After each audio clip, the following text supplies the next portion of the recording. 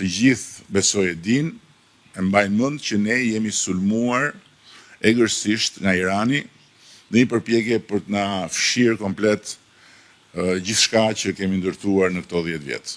Pra për ta bombarduar edhe për ta zgjësuar të gjithë të infrastrukturë. Dhe kemi qenë në fije të perit. Irani nuk është një haker i lehtë, është një nga fuqitë më të mëdha të terrorit digital.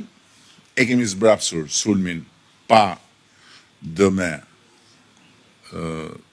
të mëdha dhe duhet ju informoj që vitin e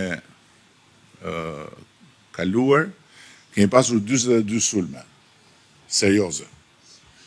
Dhe një vit përpara, në 2023, kemi pasur 63 sulme serioze.